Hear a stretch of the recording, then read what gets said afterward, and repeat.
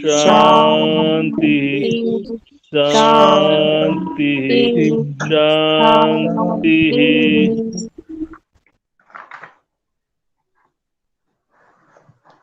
जी, वाल्मीकि रामायण 11 सर्ग बाल कांड के हम पूरे कर चुके हैं और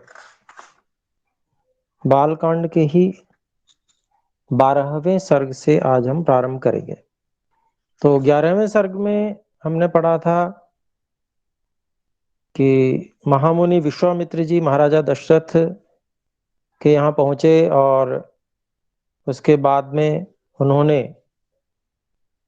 पहले तो महाराजा दशरथ ने उनका स्वागत किया और ये स्वागत करते करते ही वचन दे दिया कि भाई मैं आपकी सभी जो आवश्यकताएं समस्याएं हैं उनको मैं समाधान कर दूंगा, ऐसा आप विश्वास कीजिए।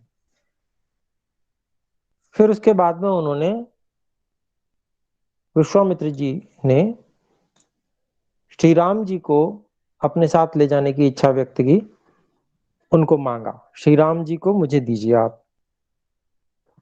तो क्योंकि दशरथ महाराजा श्री राम जी के प्रति बहुत अधिक मोहयुक्त थे, अत्यधिक स्नेह करते थे, तो वो इस बात को सहन नहीं कर पाए और उन्होंने कई बार साफ साफ मना किया कि नहीं, आप उनको राम को नहीं ले जा सकते। और इतना ही नहीं, अंत में ये भी कह दिया कि अच्छा कौन लोग हैं, किन से लड़ना है। तो जब उनको ये बताया गया कि वो ऐसे राक्षस हैं, रावण आदि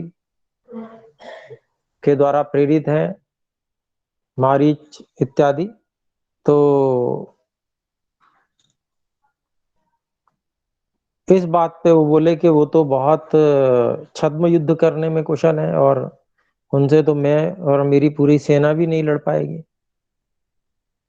तो मुझे जो है, मुझे और मेरे पुत्र को आप कृपा करके क्षमा कर दीजिए, ऐसा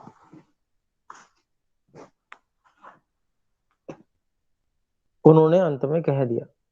तो ये बहुत बड़ी बात हुई, मतलब अपने वचन को भंग करना मोह से युक्त होकर। तो ये सब बातें पहले हो चुकी हैं और अब 12वें सर्ग में जब ये सब बातें हो गई तो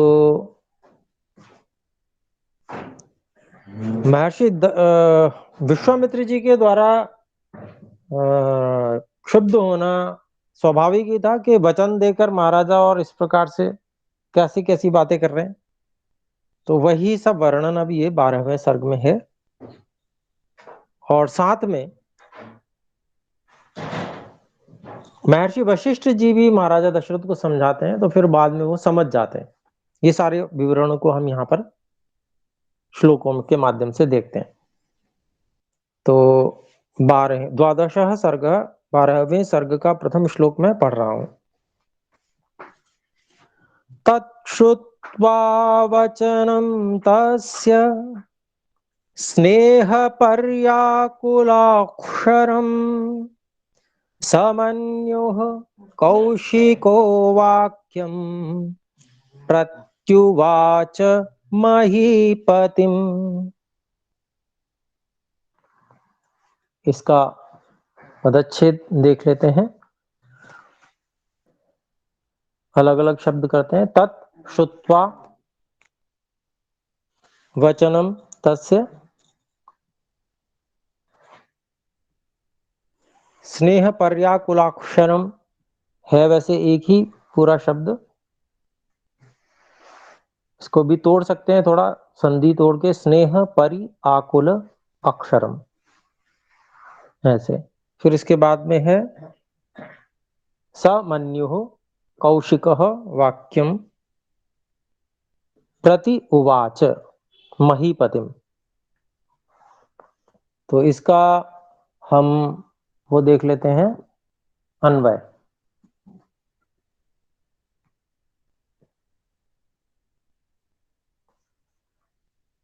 तस्य तत् स्नेह परि आकुल अक्षरम वचनम श्रुत्वा। तस्य कस्य? महाराजा दशरथस्य।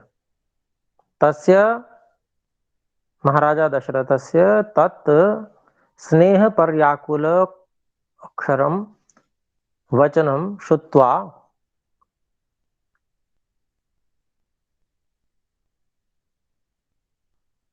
कौशिकः समन्युः महापतिम महीपतिम प्रति उवाच, प्रति वाक्यम उवाच।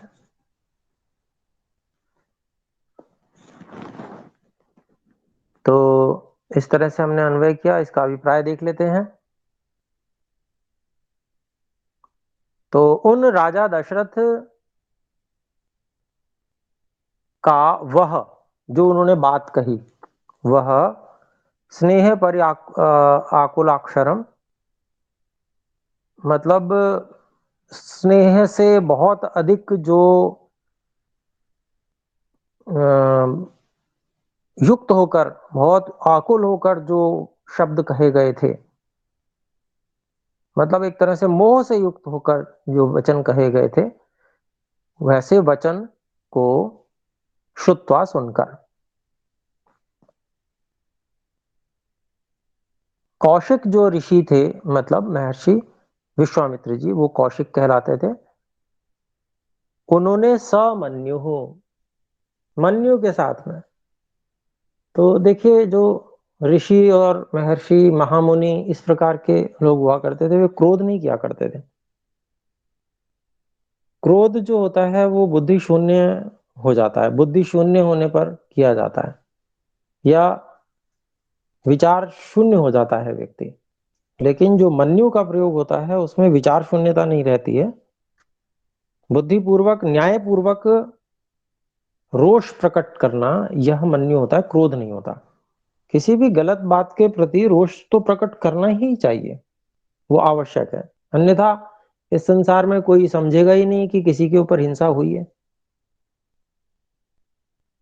तो बुद्धिपूर्वक, समझपूर्वक, न्यायपूर्वक कुछ गलत शब्द ना प्रयोग में आए, लेकिन रोष प्रकट करना ये आवश्यक होता है गलत चीज के प्रति। तो रोष ये इस प्रकार, किसी को मन्यु कहते हैं। तो समन्यु हो, मन्यु के साथ में महीपतिम, धरती के जो पति अर्थात महाराजा दशरथ जो थे, उनको, उनके प्रति, महाप्रतिम प्रति वाक्यमुवाच, उन्होंने अपनी बात कही, मन्यु के साथ में कही, एक रोष प्रकट करते हुए कही। तो क्या वाक्य कहा उन्होंने, वो अगले श्लोक में बताया गया। तो आइए अगला श्लोक देखते हैं।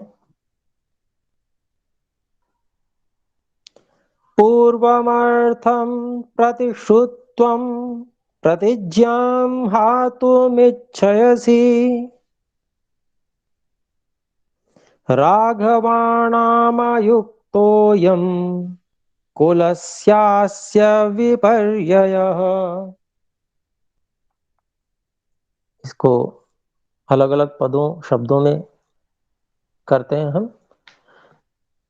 पूर्वम अर्थम प्रतिश्रुत्वम प्रतिज्ञां हातुम इच्छसि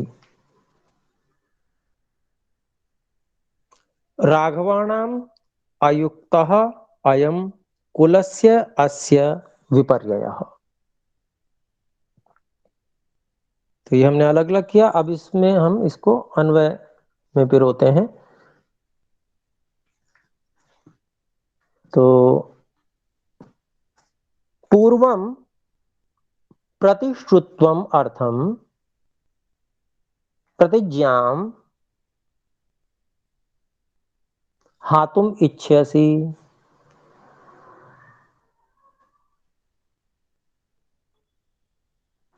अयम राघवाणाम अयुक्तः।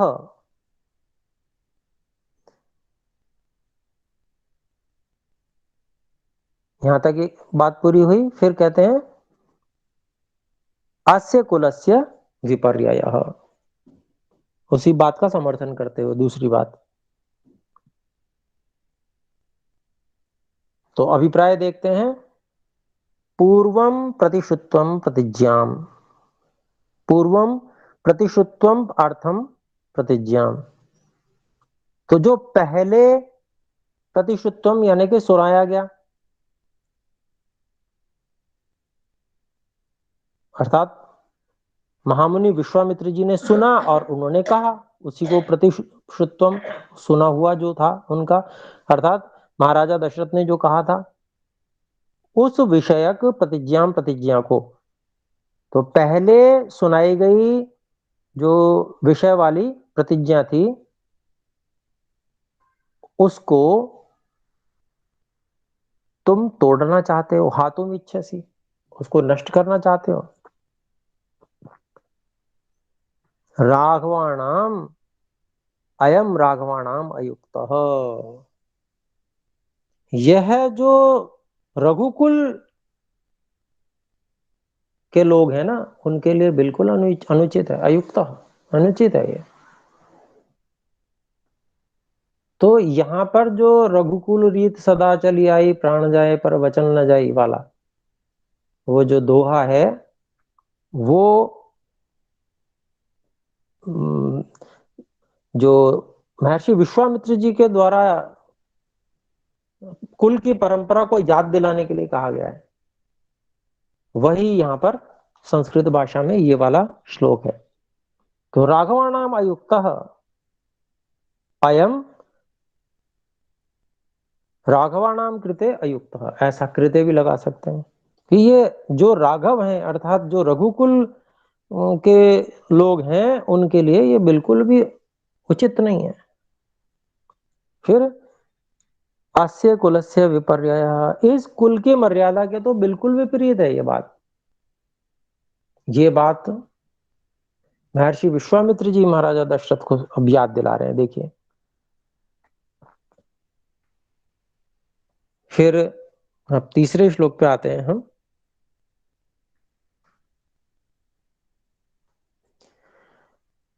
यदिदं ते क्षमं राजन् गमिष्यामि यथा गतम् मिथ्या मिथ्या प्रतिज्ञः काकुत्स्थ सुखी भव स बांधवः।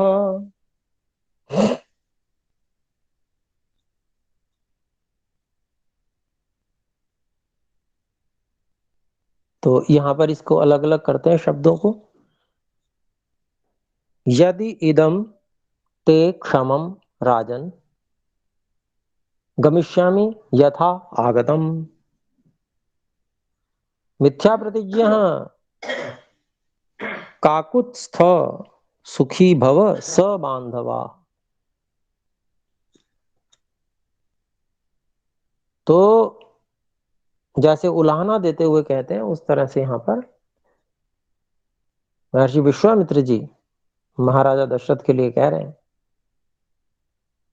तो यहां पर इसका हम अन्वय करते हैं। तो राजन, इसको हम पहले ले आते हैं, संबोधन है हे राजन, यदि ते इदम क्षमम,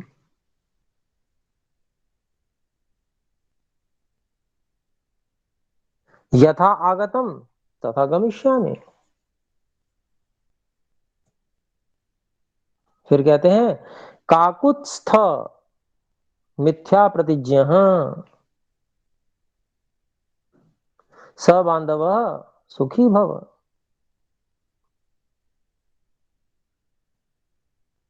अभिप्राय देखते हैं, देखिए कि हे राजन, हे महाराजा दशरथ, यदि तुम्हारी यह इच्छा है, यही इच्छा है अगर आपकी, तो यथा आगतम, जैसे मैं आया तथा गमिष्यामि, वैसे चला भी जाऊंगा। फिर कहते हैं काकुत्स्थ, काकुत्स्थ नामक राजा के जो वंशज हैं, अर्थात ये रघुकुल के ही राजा काकुत ये रहे होंगे, तो उनके विषय उनका जो है स्मरण करा के उनको बता रहे हैं महाराजा दशरथ को। तो उनके वंशज मिथ्या प्रतिज्ञा, अपनी प्रतिज्ञाओं को झूठा करते हैं, गलत कर देते हैं अपनी प्रतिज्ञा को, ऐसी बात। तो अगर आप ऐसा ही करना चाहते हो तो आप फिर ऐसे ही करते हुए सबांधव अपने बंधु बांधवों के साथ में सुखी भव, सुखी रहो। जैसे उल्हाना देते हैं वैसे कर रहे हैं।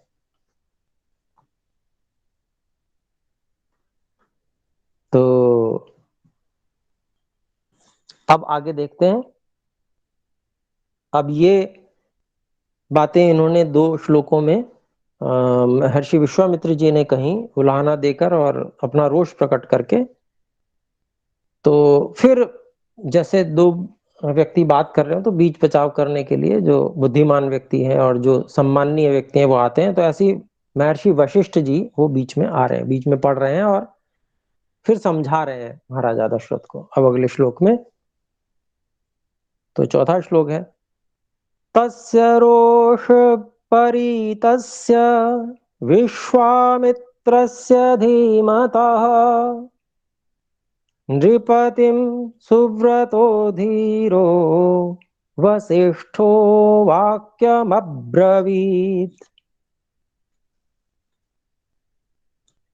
तो अब इसमें देखें, इसको अलग अलग करते हैं। तस्य रोष परितस्य विश्वामित्रस्य धीमतः नृपतिं सुव्रतः धीरः वसिष्ठः वाक्यम अब्रवीत्। तो ये हमने कुछ अलग अलग थोड़ा बहुत कर लिया। अब इसको हम देखते हैं इसमें क्या अन्वय है। रोष परितस्य धीमतः तस्य विश्वामित्रस्य वचनम श्रुत्वा, वचनम श्रुत्वा को हमने अध्याहार कर लिया। सुव्रतः अगले पंक्ति में, सुव्रतः धीरः वसिष्ठः नृपतिम वाक्यम अब्रवीत।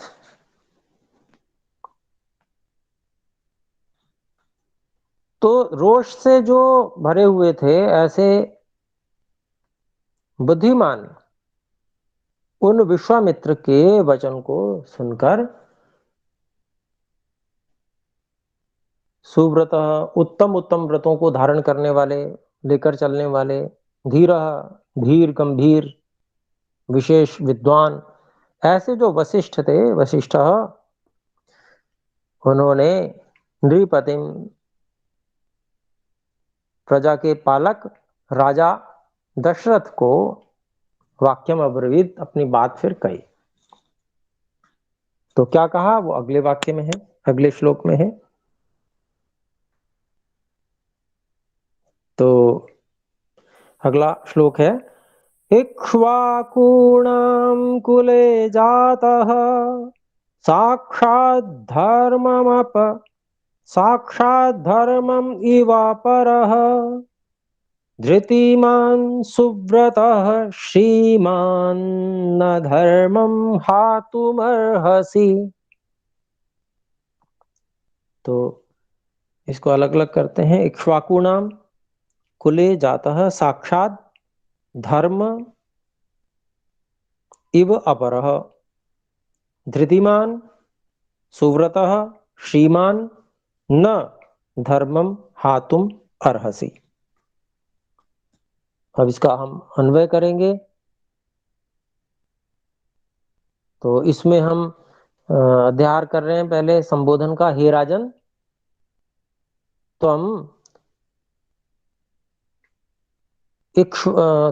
इक्ष्वाकुणाम कुले जातः साक्षात् अपरः धर्म इव अस्ति।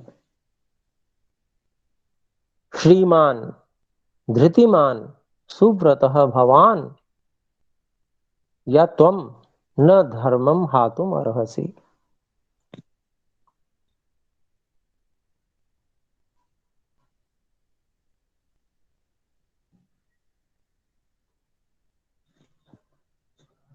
तो इसमें इसका अभिप्राय देखते हैं कि हे महाराजा दशरथ, आप इक्ष्वाकु वंश में जन्मे हुए, इक्ष्वाकु नाम कुले जाता है, इक्ष्वाकुओं के वंश में उत्पन्न हुए हैं आप।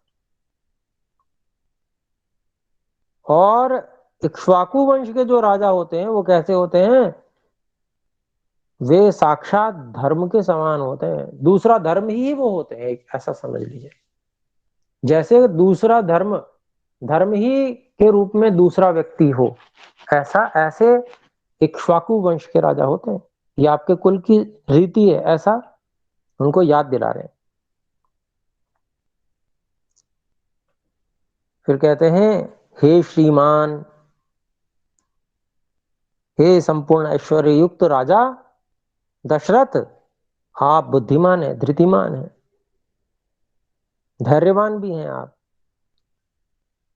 और सुव्रतः, उत्तम उत्तम व्रतों को लेकर चलने वाले हैं। आपको क्या हो गया? आप तो इतने अच्छे हैं। तो कहते हैं कि आप जो है वह धर्म को नष्ट नहीं कर सकते हैं। तो ऐसे ऐसे आप हैं, इतने महान गुणों वाले आप हैं, आप धर्म को नष्ट नहीं कर सकते हैं, आप धर्म को तोड़ नहीं सकते हैं। तो इस प्रकार से उनको समझा रहे हैं। फिर छठे श्लोक में देखते हैं, छठा श्लोक है, त्रिषु लोकेषु विख्यातो धर्मात्मा इति राघवः स्वधर्मं प्रतिपद्यस्व नाधर्मं वोढुमर्हसि। तो इसका हम पद देखते हैं, अलग अलग पद। त्रिषु लोकेषु विख्यातः धर्मात्मा इव राघवः स्वधर्म प्रतिपद्यस्व, ये क्रियापद है, प्रतिपद्यस्व न अधर्म वोढुम अर्हसि। तो अन्वय है, हे राघव, भवान त्रिषु लोकेषु विख्यातः,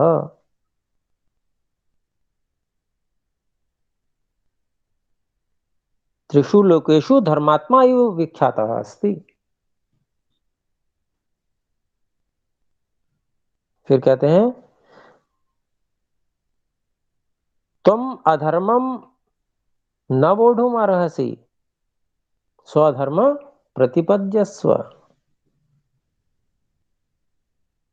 तो कहा, हे रघुकुल के राजा महाराजा दशरथ, हे राघव, आप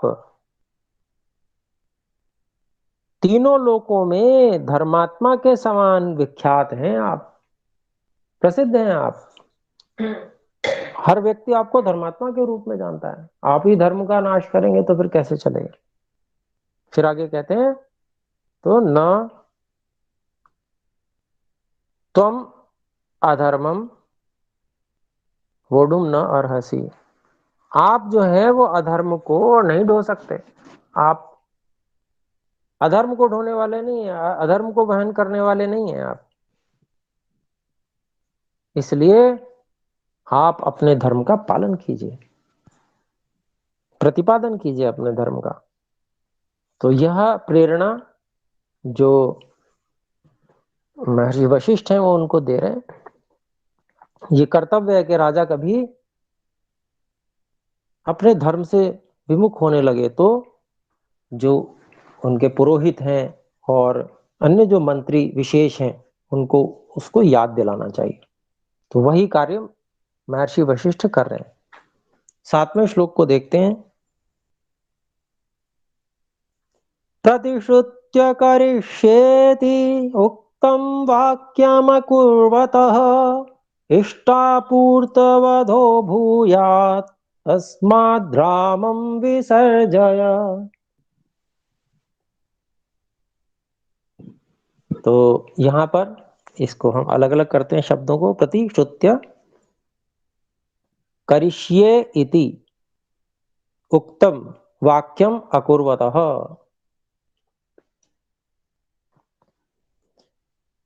इष्टापूर्त इष्ट आपूर्त वधः भूयात् तस्मात् रामम विसर्जय। अब अन्वय देखते हैं। प्रतिश्रुत्य करिष्ये इति वाक्यम उक्तम अकुर्वतः। इष्ट आपूर्त वधः भूयात् तस्मात् रामम विसर्जय। तो प्रतिश्रुत्य मतलब सामने वाले को सुनाकर, उसको कहकर, उसको वचन देकर, क्या करिष्येति मैं ऐसा करूंगा, इति वाक्यम उक्तम ऐसा वाक्य कहा, और अकुर्वत न करता हुआ,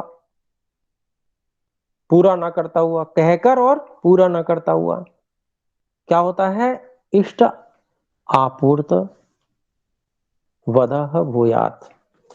जो कुछ आपने इष्ट किया है, इष्ट का अभिप्राय ये यज्ञ कार्य होते हैं जो दर्श पौर्णमास अश्वमेध आदि पर्यंत जितने भी काम्य यज्ञ होते हैं वो सब इष्ट होते हैं, उनको इष्टि कहा जाता है।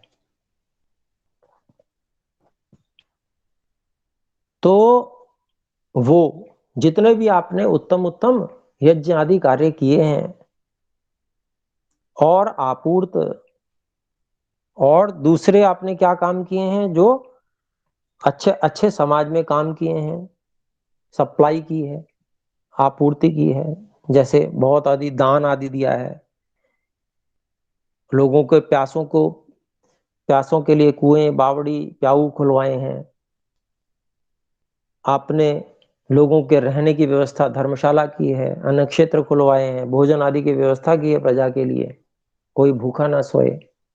न्याय के लिए आपने न्यायालय न्यायाधीश नियुक्त किए हुए हैं कि जिससे कि कोई भी अन्याय ना होने पाए इत्यादि। ये सब आपूर्त कर्म होते हैं। ये जितने भी हैं वो इष्ट और आपूर्त इन सब का वध हो जावे, ये मारे जाएंगे, समाप्त हो जाएंगे, खत्म हो जाएंगे।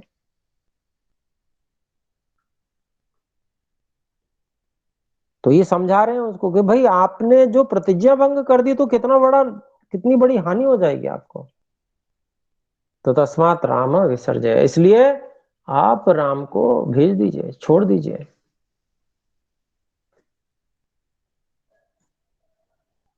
तो ये समझा रहे हैं, देखिए महर्षि वशिष्ठ। तो आगे देखते हैं, अगला श्लोक है 8वां।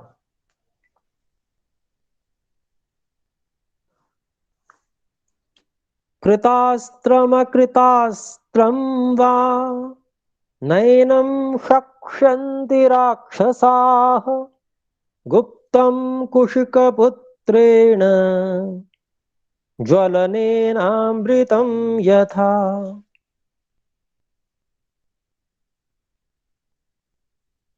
तो इसको हम अलग अलग करते हैं। कृतास्त्रम अकृतास्त्रम वा न एनम शक्ष्यन्ति राक्षसाः गुप्तम कुशिकपुत्रेण ज्वलनेन अमृतम यथा।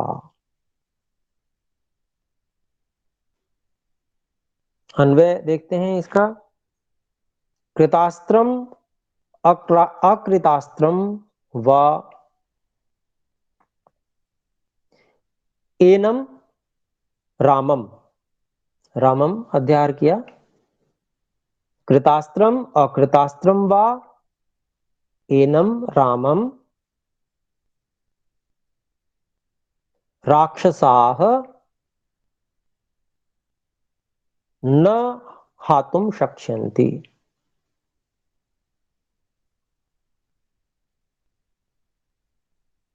फिर कहते हैं कुशिक पुत्रेण गुप्तम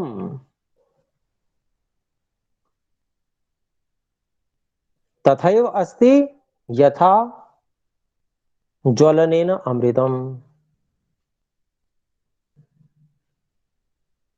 तो आगे देखते हैं, अब इसको अभिप्राय देखते हैं। कृतास्त्रम, जिसने अस्त्रों को सिद्ध किया हुआ है वह कृतास्त्र है। ऐसा क्षत्रिय जिसने सभी अस्त्रों को सिद्ध किया हुआ है वो कृतास्त्र है। और अकृतास्त्रम, जिसने सभी अस्त्रों को सिद्ध नहीं किया हुआ। अस्त्र जो फेंक कर मारे जाते हैं, जिससे दूर से ही फेंक कर शत्रुओं का नाश किया जाता है, वे अस्त्र। तो जिसको अस्त्र सिद्ध हो गए हैं या जिसको अभी नहीं हुए हैं, तो कोई भी स्थिति हो, चाहे अस्त्र सिद्ध हुए हुए हैं या असिद्ध हैं, दोनों ही स्थितियों में वा एनम रामम, इस राम को, राक्षसा, राक्षस, न शक्ष्यन्ति हातुम, मार नहीं सकते, इस राम को नुकसान नहीं पहुंचा सकते कोई। क्यों नहीं पहुंचा सकते? क्योंकि नीचे लिखा हुआ है अगली पंक्ति में, देखिए, कुशिक पुत्रेण गुप्तम, क्योंकि वह राम कुशिक पुत्र अर्थात महर्षि विश्वामित्र के द्वारा रक्षित हैं, गुप्तम है, रक्षा किए जा रहे हैं। तो जो महर्षि विश्वामित्र के द्वारा रक्षित है ना, उसको कोई हानि नहीं पहुंचा सकता, चाहे उसके पास अस्त्र है अथवा नहीं है, चाहे उसको अस्त्र सिद्ध है या नहीं है। वैसे ही अब उसमें उपमा दे रहे हैं, कैसे कैसे वो सुरक्षित है, जैसे अग्नि चक्र के द्वारा अमृत सुरक्षित रहता है, यथा अमृतम ज्वलनेन, अर्थात जैसे अमृत कलश की रक्षा करने के लिए अग्नि का घेरा बनाया जाता है, सब और अग्नि अग्नि अग्नि, वहां कोई प्रवेश नहीं कर सकता। तो जैसे उसकी रक्षा अग्नि चक्र के द्वारा की जाती है, वैसे ही महर्षि विश्वामित्र का जो के द्वारा रक्षित है उसको कोई हानि नहीं पहुंचा सकता, ये बात कही। महर्षि विश्वामित्र जी की शक्तियों से महर्षि वशिष्ठ परिचित थे, इसीलिए महर्षि वशिष्ठ जी महाराजा दशरथ को आश्वस्त कर रहे थे। देखिए, कोई भी जो वानप्रस्थी या ऋषि होते हैं, वे स्वयं युद्ध नहीं करते कभी भी। बहुत शक्तिशाली हो सकते हैं वो, लेकिन शस्त्र नहीं उठाते, उन्होंने वो सब कार्य छोड़ दिए हैं। वो कार्य क्षत्रियों के होते हैं, तो वो क्षत्रियों को सपोर्ट कर सकते हैं, उनको सिखा सकते हैं, उनको खड़ा कर सकते हैं, हाँ तुम देखो, बाकी हमारा कार्य हम अपना करेंगे। तो अपने अपने कर्तव्य धर्म का सभी पालन करते थे, कितने भी शक्तिशाली हो, लेकिन वो जिसका जो कार्य है उसी से करवाते थे। तो ये एक उत्तम बात थी। ऐसे नहीं आज आवश्यकता है तो जो मर्जी जैसे खड़े हो गए, तो उस आवश्यकता की पूर्ति के लिए विधिवत कार्य होता था, तरीके से कार्य होता था।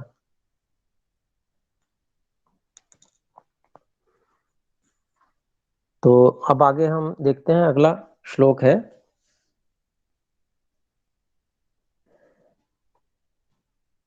9वां श्लोक। महावीर्यो महातेजा विश्वामित्रो महाशयः न रामगमने राजन् संशयं गन्तुमर्हसि। तो महावीर्यः महातेजाः विश्वामित्रः महाशयाः न रामगमने राजन् संशयं गन्तुम अर्हसि। अब इसका हम देखते हैं जो अन्वय है। पहली पंक्ति तो सामान्य है, महावीर महातेजा विश्वामित्र महाशया। दूसरी पंक्ति में राजन, हे राजन, रामगमने संशयः न गन्तुमर्हसि।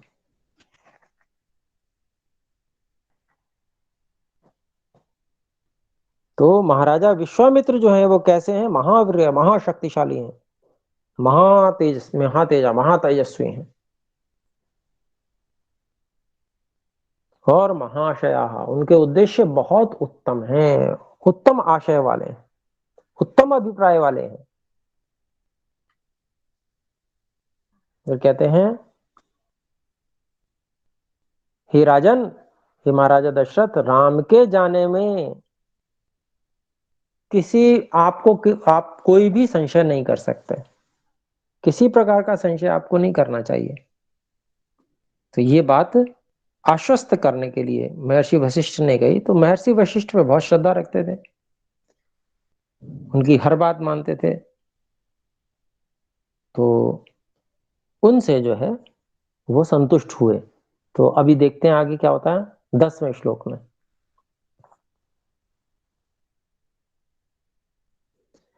तेषां निग्रहणे शक्तः स्वयं च कुशिकात्मजः तव पुत्रहितार्थाय त्वामुपेत्यभियाचते।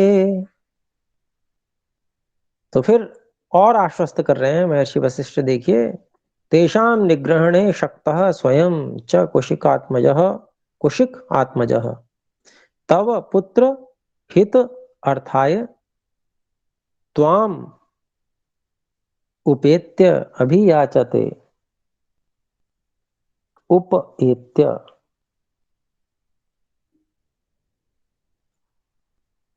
तो इसका हम अन्वय देखते हैं। कुशिक, कुशिक आत्मजः,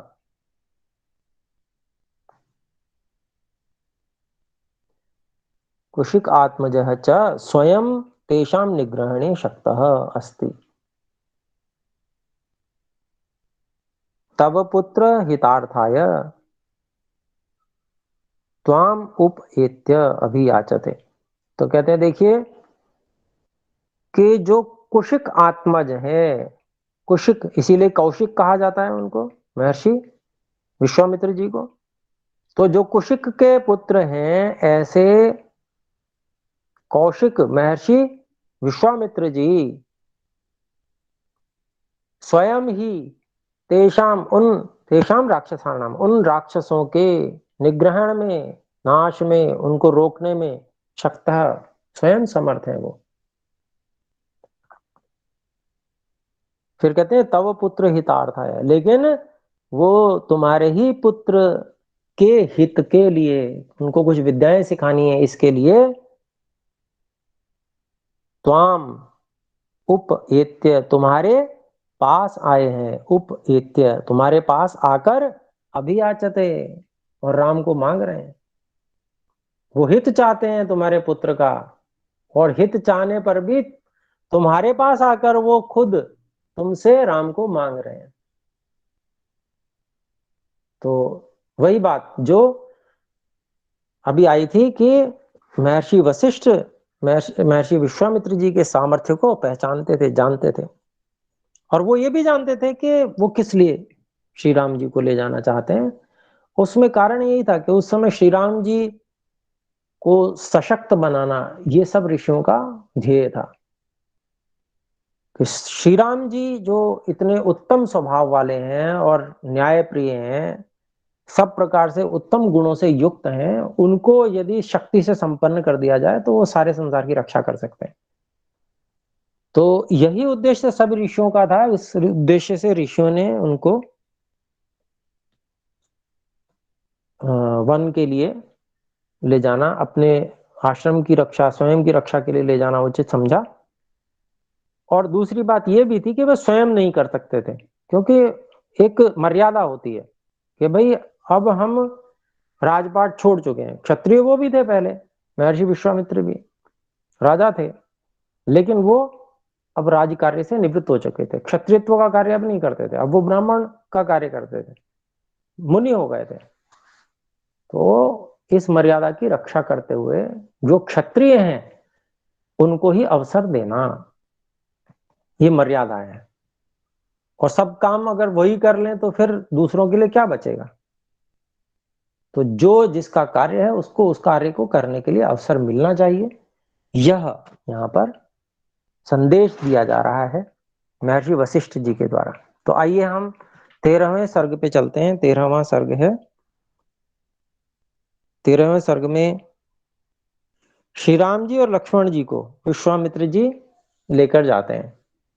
तो हम पहले भी चर्चा कर चुके थे कि भाई श्री राम जी लक्ष्मण जी के बिना नहीं रहते। लक्ष्मण जी बहुत प्रिय हैं और लक्ष्मण जी को श्री राम जी बहुत प्रिय हैं। न लक्ष्मण जी राम जी के बिना रह सकते और न राम जी लक्ष्मण जी के बिना रह सकते। तो एक दूसरे को बहुत अधिक प्रिय हैं, एक दूसरे के साथ रहते हैं और उनकी सेवा में लक्ष्मण जी रहते हैं हमेशा, रक्षा सेवा जो भी सब कुछ करने में।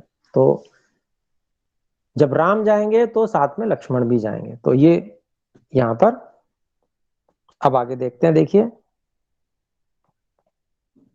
और फिर महाराजा दशरथ का भी ये प्रयोजन रहता है कि भाई दो भाई साथ रहेंगे तो कुछ अच्छा रहेगा। सीखना भी है तो चलो दोनों सीख जाएंगे।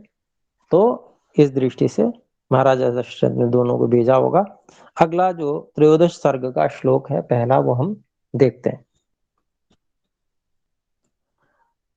तथा वसिष्ठे ब्रुवति राजा दशरथः स्वयं प्रहृष्टवदनो राम माजुहाव सलक्ष्मणम्।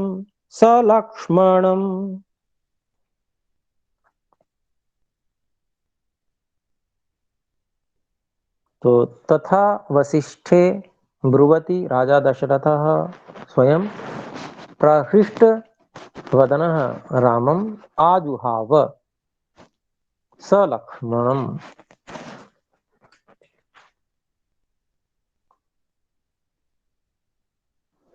तो यहाँ पर हम इसको अन्वय करते हैं। देखिए, तथा वसिष्ठे ब्रुवति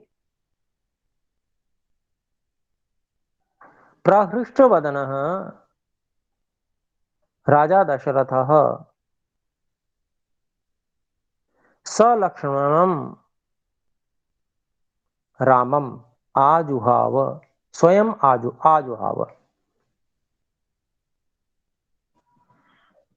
तो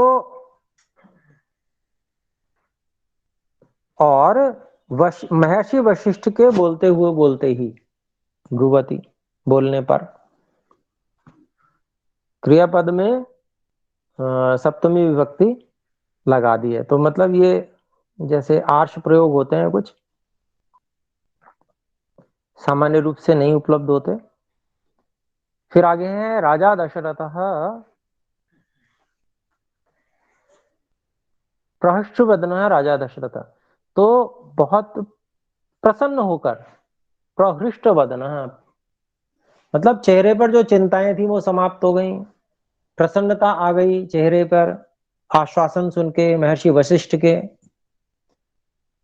तो ये सब यहाँ पर बता रहे हैं कि महर्षि वशिष्ठ की जो बातें हैं उनको सुनकर, उनके बोलते बोलते ही राजा दशरथ जो है वो प्रसन्न मुख वाले होकर लक्ष्मण के साथ में राम को बुलवा दिया, अपने आप ही बुलवा लिया, स्वयं ही बुलवा लिया।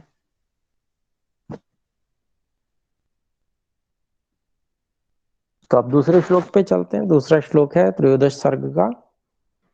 कृतस्त्वयनं कृतस् कृतस्वस्त्ययनं मात्रा पित्रा दशरथेन च पुरोधसावशिष्ठेन मंगलैरभिमंत्रितम्। इसको अलग अलग करें। कृतः स्वस्ति अयनम मात्रा पित्रा दशरथेन च पुरोधसा वसिष्ठेन मंगलैः अभिमंत्रितम्। तो इसका हम अन्वय देखते हैं। अयनम मात्रा कृत स्वस्ति, अयनम मात्रा पित्रा दशरथेन च कृत स्वस्ति।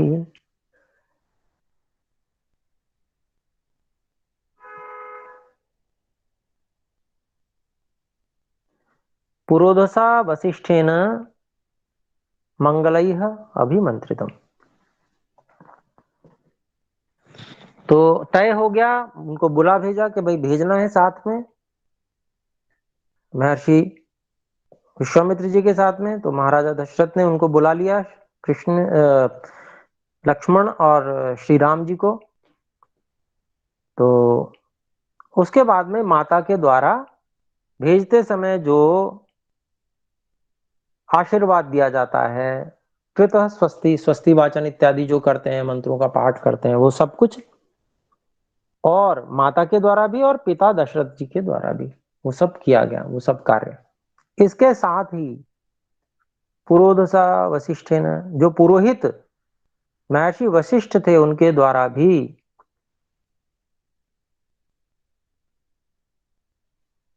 मंगलैः, उत्तम उत्तम मंगलकारी वचनों से, बातों से श्री राम और लक्ष्मण को अभिमंत्रितम, अभिमंत्रित किया गया। अभिमंत्रित का अभिप्राय क्या होता है वो समझना चाहिए। अनेक लोग क्या होते हैं, क्या समझते हैं कि अभिमंत्रित करने का मतलब होता है कि मंत्र पढ़ना, और आजकल तो कैसे बोलते हैं वो मंत्र पढ़ना, मंत्र नहीं बोलेंगे, बोलेंगे मंत्र पढ़ना। मंत्र पढ़ दिया और पानी लेते हैं हाथ में और छिड़क दिया, ये अभिमंत्रित करना हो गया। तो यह अभिमंत्रित करने का अभिप्राय नहीं है। अभिमंत्रित करने का अभिप्राय क्या होता है, मंत्र कहते हैं गूढ़ रहस्य को,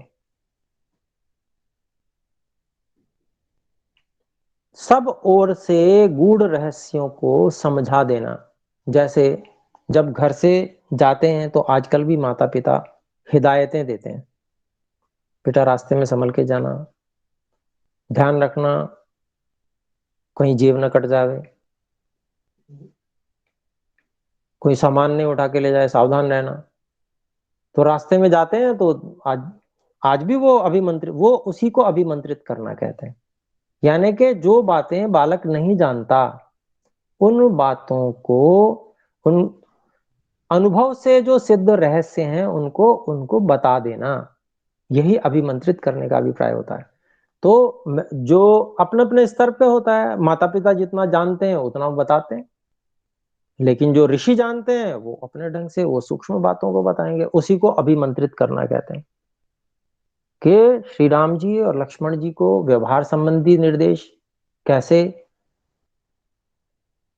जो उनके आचार्य महामुनि विश्वामित्र जी, उनसे किस प्रकार से वर्ताव करना है, उनकी किस प्रकार से आज्ञा पालन करनी है, कैसे उनसे सीखना है, कैसे विनम्र रहना है,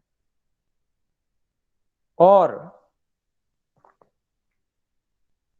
किस प्रकार से रक्षा करनी है, अपनी रक्षा करनी है, उसमें क्या विशेषता होनी चाहिए, कैसे कैसे कर सकते हैं, सारी बातों को बताकर उनको अभिमंत्रित किया।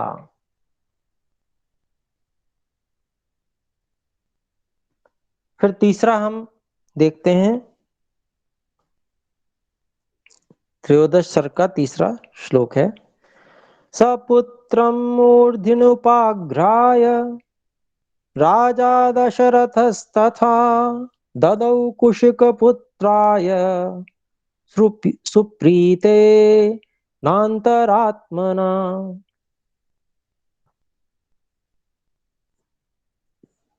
तो इसको अलग अलग कर लेते हैं। सपुत्रम मूर्धनि उप आघ्राय राजा दशरथः तदा ददौ कुशिकपुत्राय सुप्रीतेन अंतरात्मना। अन्वय देखते हैं। सह राजा दशरथः तदा पुत्रम मूर्धनि उपाघ्राय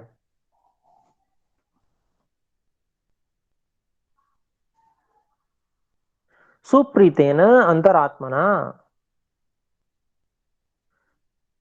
कुशिक पुत्राय ददौ। तो वह राजा दशरथ, अर्थ कर रहा हूं मैं, वह राजा दशरथ तब, अर्थात उस राजा दशरथ ने तब पुत्र को मूर्धनि उपाग्राय, माथे को सूंघ कर, माथे को निकट लाकर उसको सूंघा। माता पिता का जो स्नेह करने का जो तरीका होता है वो यही होता है। जब बच्चे बड़े हो जाते हैं तो, छोटे बच्चे होते हैं तो उनका गाल पे चुंबन भी ले लेते हैं, छोटे बच्चे होते हैं, लेकिन बड़े होते हैं तो माता जी बता रही हैं पहले चुंबन भी नहीं लेते थे, माथे को सूंघते ही थे, या हाथों को भी सूंघते थे। ठीक बात है। तो बहुत सुंदर जो परंपरा से बात प्राप्त हो रही है। तो ये जो माथे को सूंघना, ये परंपरा थी। और माथे को सूंघ कर, निकट लाकर माथे को सूंघ कर, फिर कहते हैं देखिए,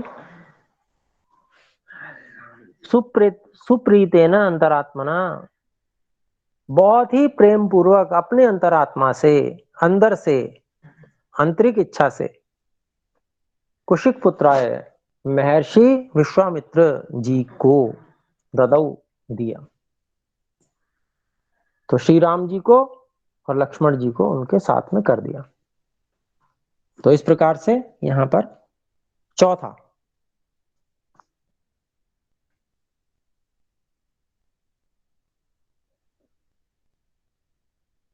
चौथा श्लोक है, हम देख रहे हैं त्रयोदश सर्ग का। विश्वामित्रो ययावग्रे ततो रामो महायशाः काकपक्षधरो धन्वी तं च सौमित्रिरन्वगात्।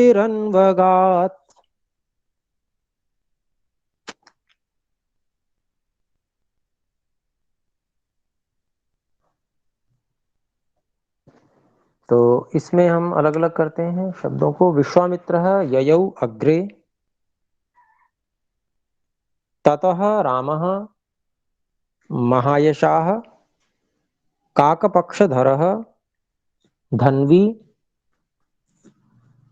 तं च सौमित्रः अनु अगात्।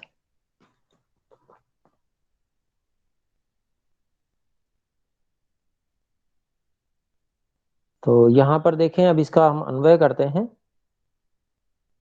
अग्रे विश्वामित्रः यजौ, ततः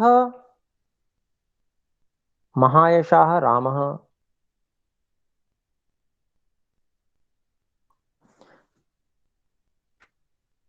तं च काकपक्षधरः धन्वी सौमित्रः अनु अगात्। तो कैसे कैसे जा रहे हैं वो चल दिए, अब देखिए चल दिए तो कैसे कैसे जा रहे हैं वो बता रहे हैं। तो विश्वामित्र है ययौ अग्रे, तो अग्रे विश्वामित्र है ययौ, सबसे आगे आगे महर्षि विश्वामित्र जी चले। ततः महायशा राम, और उनके बाद में जो महायशस्वी राम थे वो चले। फिर उसके बाद में कहते हैं देखिए,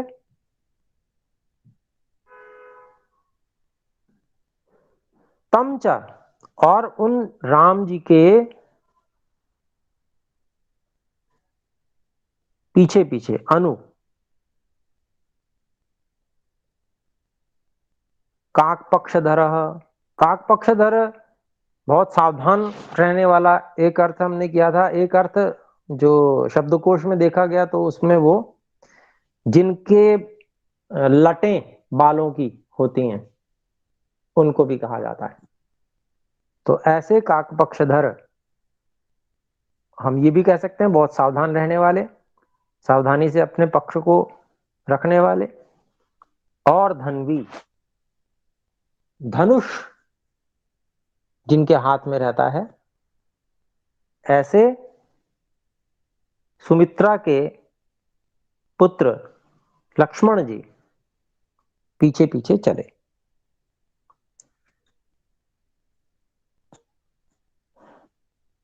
तो ये चौथा श्लोक भी हो गया। पांचवा श्लोक देख लेते हैं अपने।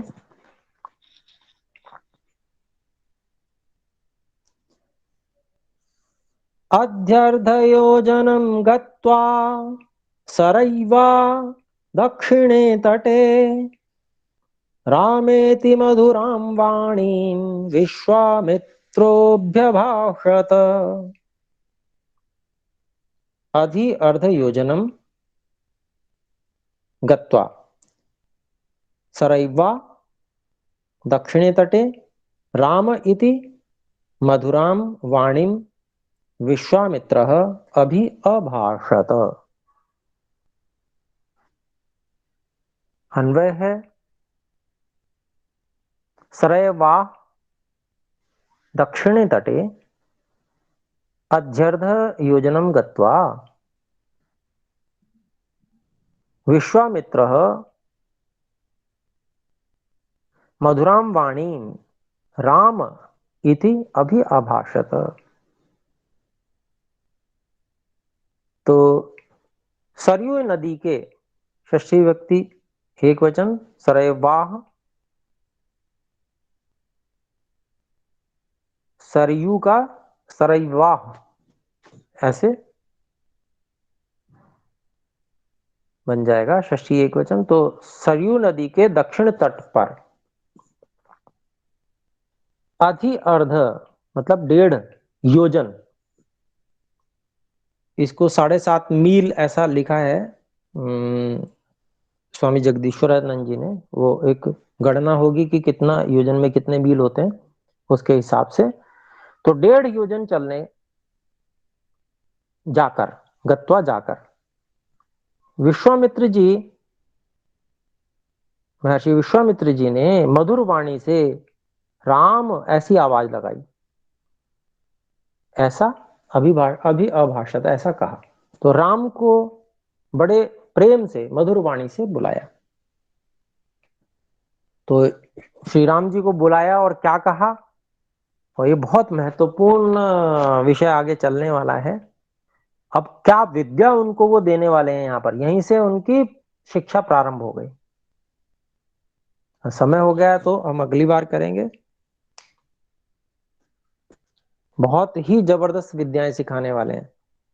और आयुर्वेद वाली जो हमारी कक्षा चल रही है, आयुर्वेद अर्थात आजीवन स्वस्थ कैसे रहें, उसमें भी मैं कुछ रहस्य उद्घाटन करने का प्रयास करूंगा। जो श्री राम जी को यहाँ विद्या सिखाई जा रही है उसके विषय में, स्वास्थ्य से संबंधित है इसलिए। तो आज की कक्षा यहीं पर समाप्त करते हैं। इससे पहले हम में से कोई कुछ पूछना चाहे तो पूछ सकते हैं।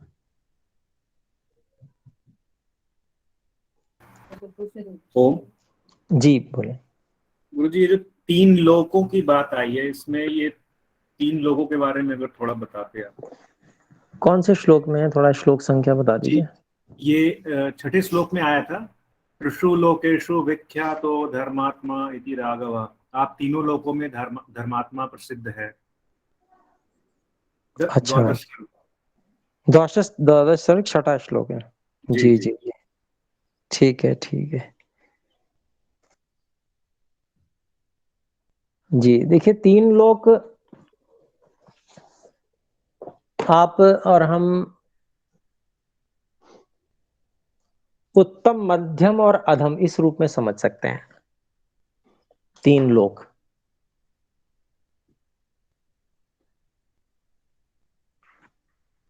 तो देखिए हम यहीं पर रहते हैं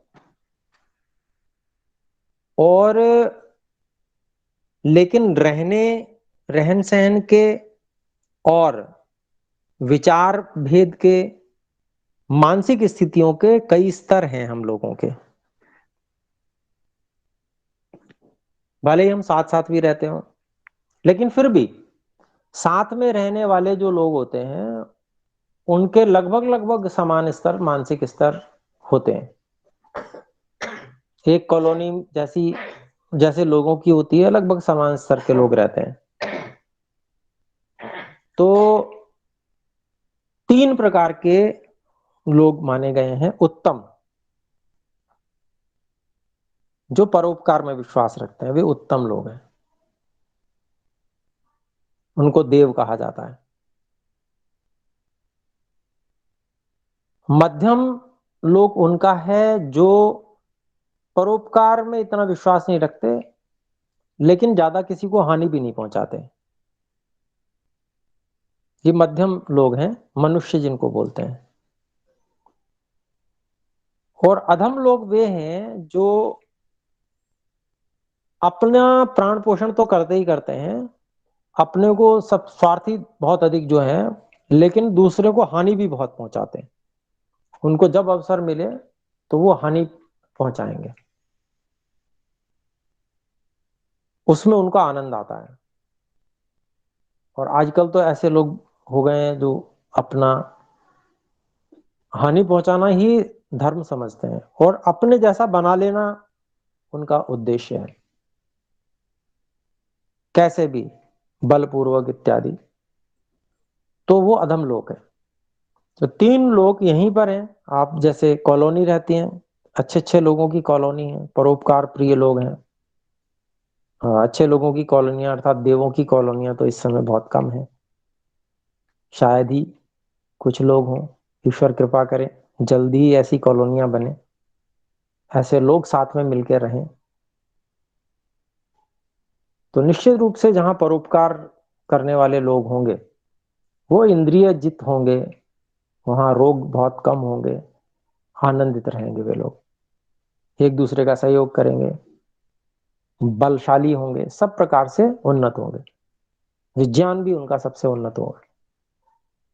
और सामान्य मनुष्य के तो हम सब जैसे देख ही रहे हैं, जैसे जिस समाज में हम रह रहे हैं लगभग लगभग सामान्य मनुष्य हैं और अधम भी हैं।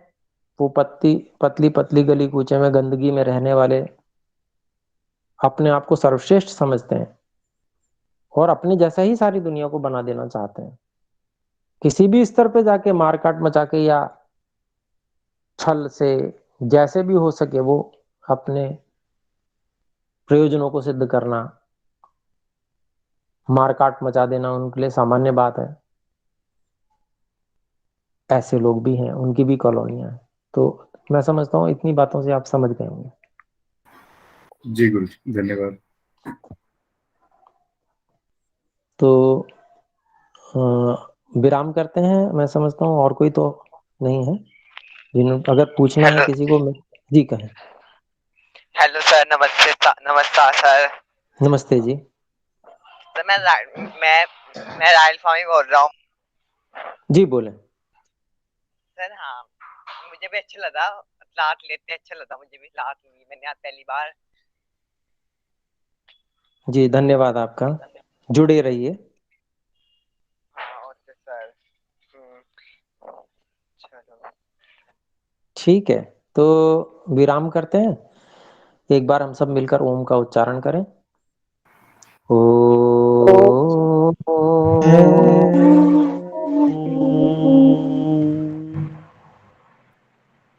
सभी को सादर नमस्ते।